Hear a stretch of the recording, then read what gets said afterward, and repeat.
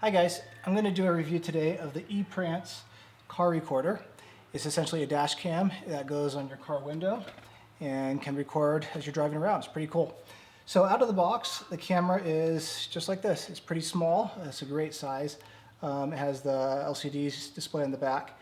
One thing I'd recommend definitely doing is once you get it is to charge the battery. That way you can go through and navigate the menus and get it all set up properly. You can charge it just with the provided cables and cords and plug it into the USB, and then basically it'll get it all charged for you. The other thing you're going to need is one of these. It's a small little card. You can have them in GoPros and phones and everything else. So you can get it's basically just a little micro SD card. So be sure to get that, and then basically you put it inside the camera right here, and now you have media for it to record to. Once you do that, you'll pull out of the box. Basically, this is the suction cup, but it's also the GPS and the power. So you grab this and you essentially just put it right on the front.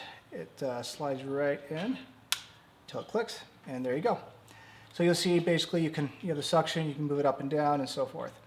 So your next step, before you put it on the car, I'd probably recommend turning it on and adjusting the menus to the settings you want, because it's a lot easier to do it when it's in your hand than it is when it's on the car. So basically you just push the power button, hold it down for a second, and then it will come right on. Once it comes on, you'll hit the menu button, which is the top left button, and it'll bring up a menu right here. And so you go through and you can pick your resolution settings, the video quality, and so forth.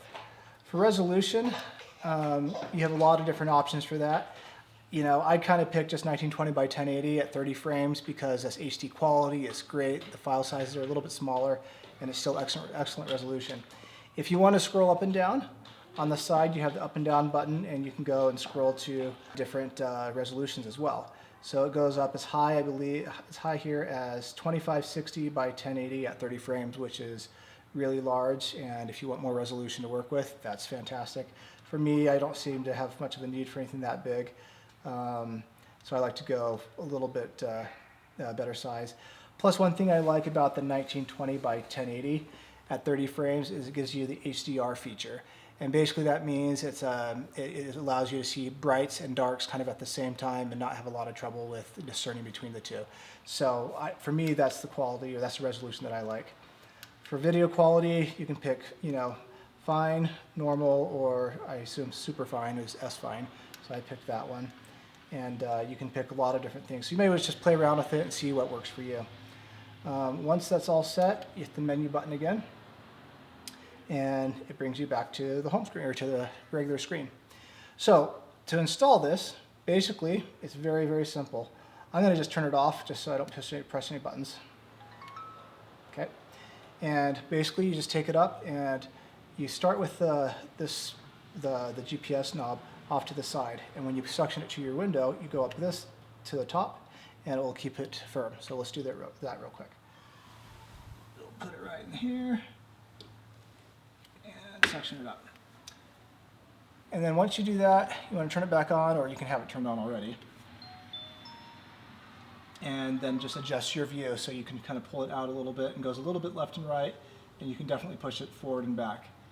You will definitely need power, even though the battery holds a charge of about 50 minutes. I found that you definitely want to plug it in, and so you get best access and everything. Plus, there's some cool features I'll tell you about in a minute. So just get your car adapter, plug it in. I found you can plug it in at the bottom. I think if you want the GPS to work, you need to plug it in through the top GPS function, and it's good right there. And once you do that, it makes it a lot better for you. So once you turn it on, then you just adjust your field of view, and when you like that, you can hit the record button, and there you are recording. One cool feature I really like about this is if you have it all plugged in and just left in your car, when you turn on your car, it'll automatically power on and then start recording. And so you don't have to sit, get in your car and go, oh, darn it, I forgot to start recording.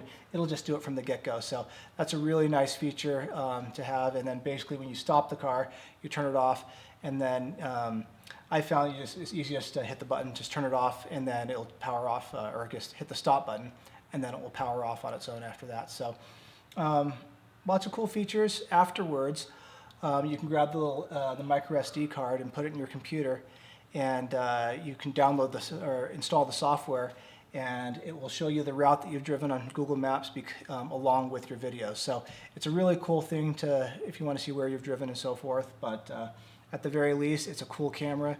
Take it wherever you go. You can record everything out there, and it's a really cool thing to play with and see. Hope you guys enjoy it. I've really liked it. I'm going to post some video also. Actually, I'll post some video right now where you can see some of the driving and the video quality. Once again, this is at 1920 by 1080 at 30 frames with the HDR setting. So I really like it this way. It's really cool to be able to see it interface like that. And so yeah, when you get it, I'd recommend just playing with it in the beginning, and it's really cool to have.